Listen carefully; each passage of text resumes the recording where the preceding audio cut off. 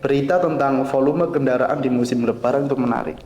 Kenapa ya menjadi berita utama?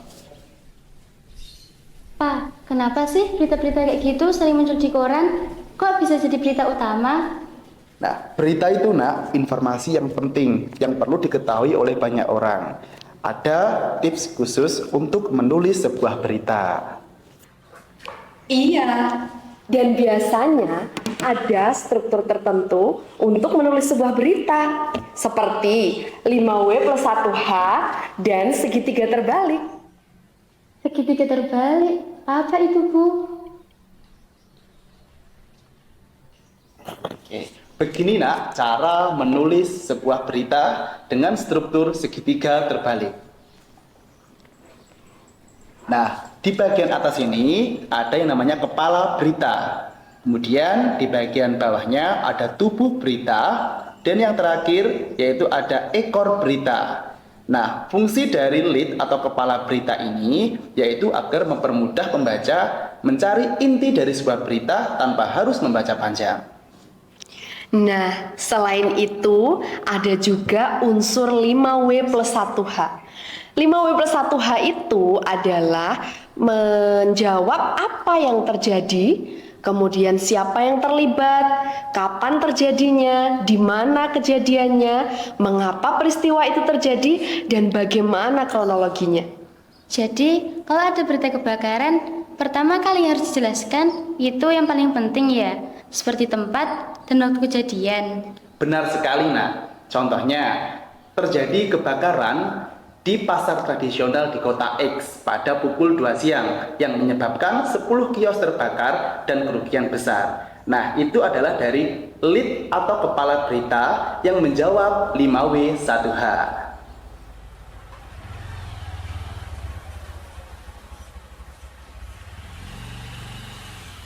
Ini nih, berita tentang kecelakaan di jalan raya. 1 orang korban meninggal dunia akibat kecelakaan di Jalan Imam Bonjol, Denpasar Barat, Bali, Jumat sekitar pukul 7.39 WITA. Wah, jelas banget kepala beritanya nih. Lead berita tersebut langsung memberikan informasi penting, apa yang terjadi, di mana, kapan, dan siapa yang terlibat.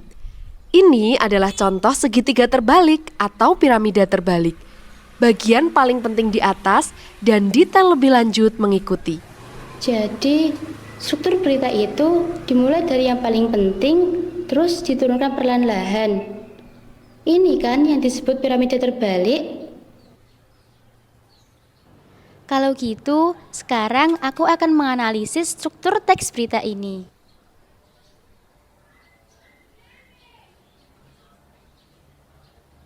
Untuk menulis berita yang baik, selain memperhatikan strukturnya, harus memperhatikan kaidah kebahasaannya, seperti menggunakan kata baku, menggunakan keterangan tempat dan waktu, kalimat langsung, kata kerja mental, dan konjungsi temporal.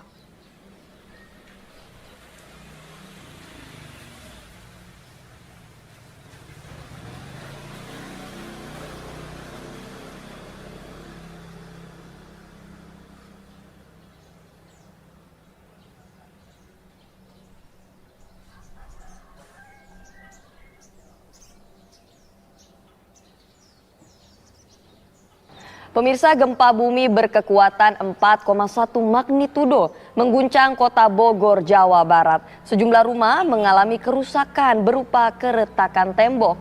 Hingga sejauh ini belum ada laporan resmi total kerusakan dan korban jiwa. Wow, berita ini juga dimulai dari informasi yang paling penting ya, Bu. Langsung menyebutkan peristiwanya, tempat kejadiannya, dan juga jumlah korbannya ya, Bu. Betul sekali, Nak. Berita ini adalah lead yang bisa menjawab 5W plus 1H.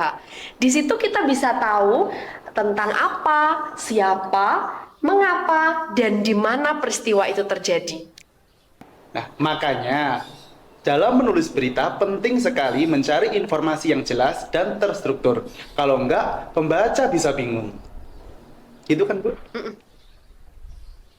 Tadi Zana sudah mencoba menganalisis struktur teks berita, Pak, Bu.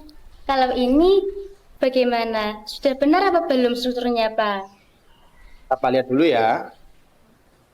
Oh wah, sudah benar. Bagus, hebat kamu, Nak. Wah, senangnya bisa menganalisis struktur teks berita dengan baik. Terima kasih, Pak, Bu. Sama-sama, Nak. Sekarang kamu tahu berita yang sesuai dengan struktur dan juga kaidah kebahasaannya.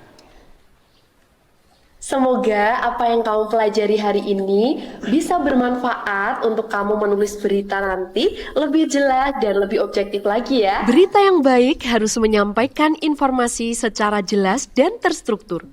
Dengan menggunakan piramida terbalik, pembaca bisa langsung mendapatkan informasi utama.